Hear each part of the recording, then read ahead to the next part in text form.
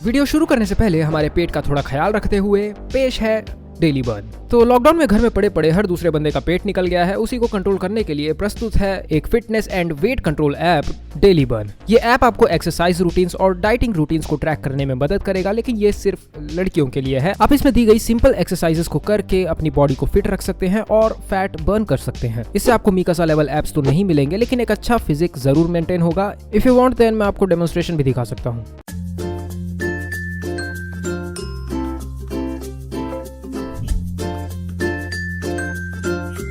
आप इस ऐप को डिस्क्रिप्शन में दिए गए लिंक से भी डाउनलोड कर सकते हैं और प्ले स्टोर से डायरेक्ट भी डाउनलोड कर सकते हैं। अगर आपको ये बेनिफिशियल लगे तो एक अच्छी रेटिंग भी ज़रूर छोड़ देना। तो सोच क्या रहे हो या रही हो, डाउनलोड नाउ।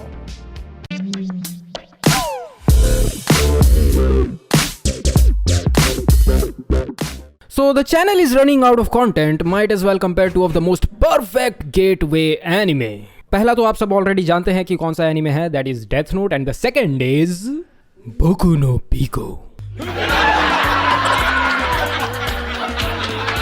ओके, सो मैं अपनी एपिक कॉमेडी बाद में करूंगा। First of all let's get to the topic. We are comparing Death Note and Attack on Titan in this video. And जो लोग ऑलरेडी मुझे मनी मन गालियां देना शुरू कर चुके हैं, मैं उनसे एक ही चीज कहना चाहूंगा कि just wait, this video is not what you think, just wait till the and.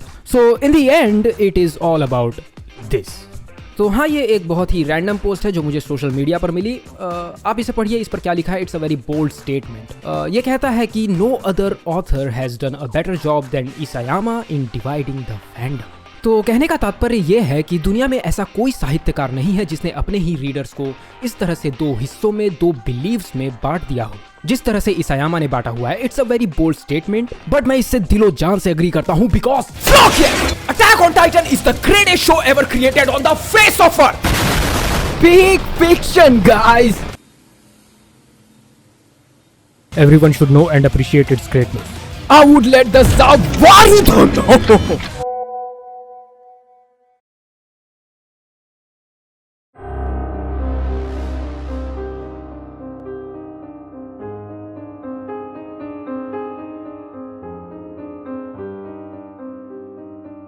अगर आप मुझसे डायरेक्टली आकर ये पूछोगे कि अटैक ऑन टाइटन और Death Note, which one do you think is better, मैं एक सेकंड नहीं लूंगा ये कहने के लिए कि Attack on Titan is way superior. लेकिन हर चीज इतनी ज्यादा सिंप्लीफाइड नहीं होती है इस दुनिया में। अटैक ऑन टाइटन और डेथ नोट बहुत ही ज्यादा कॉम्प्लिकेटेड शोज हैं जिनमें हजारों तरह के डिफरेंट एस्पेक्ट्स हैं, एंड ये कहना कि अटैक ऑन टाइटन उन हजारों एस्पेक्ट्स में डेथ नोट से ऊपर है, तो भाई ये तो सही नहीं है। सो डेथ नोट दो बिलीफ्स की लड़ाई है, दो पोलर अपोजिट पर्सपेक्टिव्स की लड़ाई है। This is pretty clear. On the other hand, Attack on Titan का जो थीम्स का पिटारा है वो बहुत बड़ा है, जिसमें ये दो पर्सपेक्टिव्स वाली चीज भी क्लियरली विजिबल है। सो हाँ, these two shows to a very great extent divides their fandom.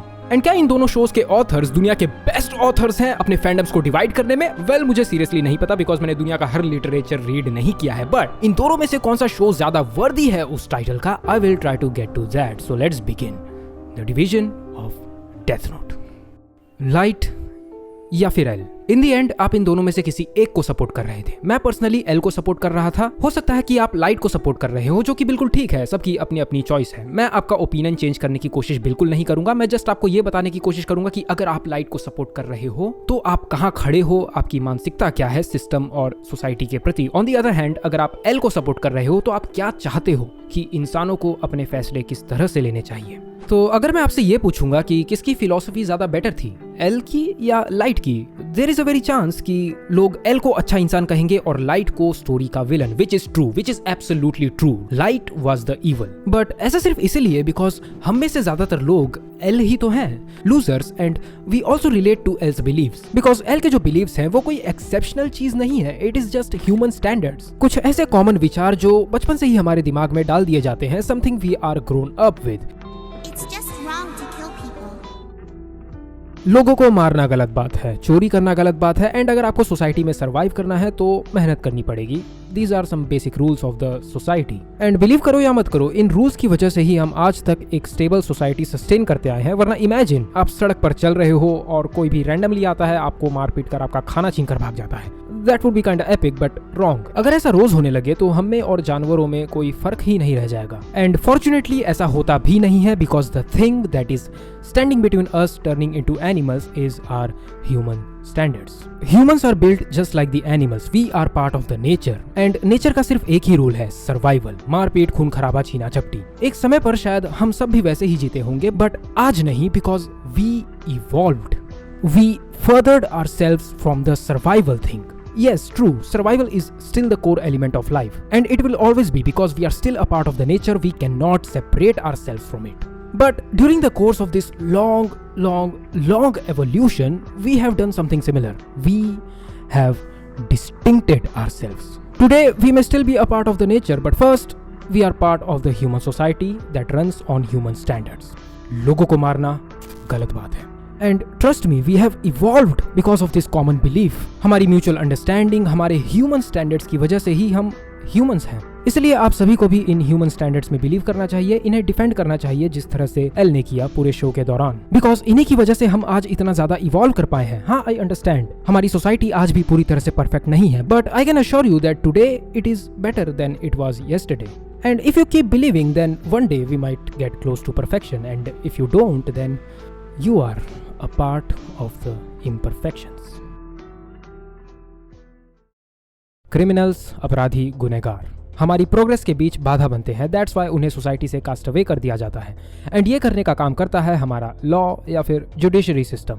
उनके हाथों में बेसिकली ये डिसाइड करने की ताकत होती है कि जस्टिस शब्द के सही मायने क्या होने चाहिए. So let me ask you this, is our law enough? क्या हमारा लॉ सही जजमेंट पास कर पाता है? मुझे बाकी कंट्रीज का नहीं पता, but in India since independence it has been 75 years, and in this 75 years 755 criminals have received capital punishment, मतलब डेथ पेनल्टी. अब इस बहुत ही लो से नंबर के पीछे भी एक रीजन है, which is an entirely different spectrum about human rights, जहां पर कई लोगों का मानना यह है कि बंदे ने चाहे कितना भी बड़ा क्राइम किया हो, वो मरेगा या जिएगा ये डिसाइड करने की ताकत किसी भी दूसरे इंसान के हाथों में नहीं होनी चाहिए. And I respect that belief, but what is the solution? आप क्या चाहते हो कि इन क्रिमिनल्स पर जजमेंट कौन पास करे? कोई इंसान ये नहीं कर सकता, हमारा मेंटेन्ड ऑर्डर ये नहीं कर सकता, तो फिर कौन? कोई एक्स्ट्रा टेरेस्ट्रियल एंटिटी या फिर सर्टेनली कोई गॉड?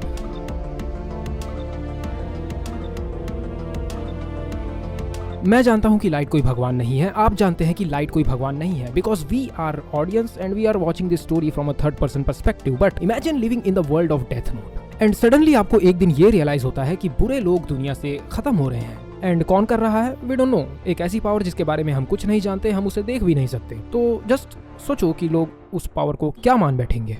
लोगों ने लाइट को भगवान तभी मान लिया था जब उन्होंने उसे नाम दिया था कीरा. बट इवेंचुअली एल ने यह साबित कर दिया कि कीरा कोई भगवान नहीं है. ही और she is just an ordinary human being with an extra ordinary power. लेकिन इससे क्या फर्क पड़ता है? The idea of an invisible power जो कि दुनिया में से बुरे लोगों को खत्म कर रही है is way more fascinating than just किसी भी रैंडम डिटेक्टिव की थ्योरीज. आम लोगों को इस चीज से ट्रूली कोई फर्क नहीं पड़ता. उन्हें सिर्फ अपनी बोरिंग जिंदगी में कुछ नया मिल गया है अपने आप को एंटरटेन करने के लिए, जस्ट लाइक रियोक. बट जिसे ट्रूली इस चीज से फर्क पड़ता है वो है हमारा system. Now a very simple minded question, क्यों? लाइट तो सिर्फ बुरे लोगों को मार रहा है, किसी को क्यों फर्क पड़ना चाहिए? वेल, फर्क पड़ता है. पुलिस कीरा के पीछे पड़ी है बिकॉज उनका काम है गुनहगारों को सजा देना, एंड उनका काम है गुनहगारों को सजा देना.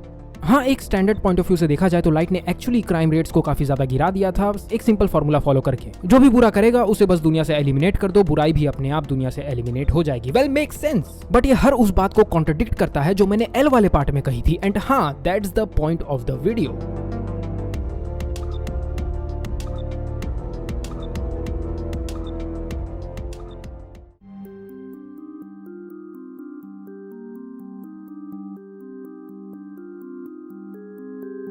अटैक ऑन टाइटन एक ऐसा शो है जिसमें कई सारे कॉम्प्लिकेटेड थीम्स आपस में इंटरसेक्ट करते हैं. This show has almost zero verbal expositions, and in the end उन सारे थीम्स की सही इंटरप्रिटेशन क्या होनी चाहिए ये कंप्लीटली व्यूअर पर डिपेंड करता है. Perfect. This is the way you tell a story. Now topic पर आते हैं. तो unlike Death Note, Attack on Titan में दो क्लियर साइड्स ढूंढना काफी ज्यादा मुश्किल है. डेथ नोट के तो सेकंड एपिसोड में ही ये चीज एस्टैब्लिश्ड हो जाती है कि one way is Light and the other way is L. On the other hand, Attack on Titan में हमें सिर्फ एक ही क्लियर साइड पता है, but who is the other? Let's try to find out. Is it Eren versus Reiner? नहीं. जैसा कि एरन ने राइनर से एपिसोड 6 में ही कहा था, we are the same. Eren and Reiner are in the same position. दोनों में फर्क सिर्फ इतना है कि Eren actually thinks about the world. in many ways. On the other hand, Reiner can't just think. इस बंदे के पास सोचने की शक्ति ही खत्म हो चुकी है। एंड अगर वो एरन को अपोज भी करता है तो सिर्फ इसलिए बिकॉज वो अपने लोगों को प्रोटेक्ट करना चाहता है। Very simplistic actions. So the conclusion is कि राइनर एक ऐसा कैरेक्टर है जिसके पास खुद का कोई पर्सपेक्टिव नहीं है दुनिया के प्रति, विच इज वेरी ट्रेजिक। लेकिन इसी वजह से वो एरन की पोलर ऑपोजिट साइड भी नहीं हो सकता है। So moving on to the next contender, that is Zeke. Relax manga readers, मैं कुछ भी स्पॉइल नहीं करने वाला हूं। And to the anime onlies जो कि अभी भी कंफ्यूज्ड है कि why Zeke is a contender, well you are yet to see him. Zeke actually एक बहुत ही ज्यादा कॉम्प्लिकेटेड कैरेक्टर है। And as for the polar opposite side for Eren, नहीं।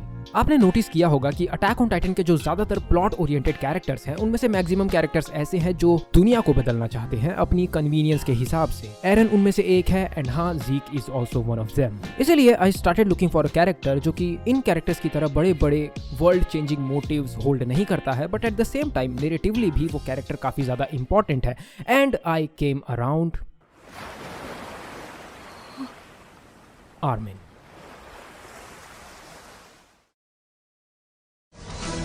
ऐसी स्थिति में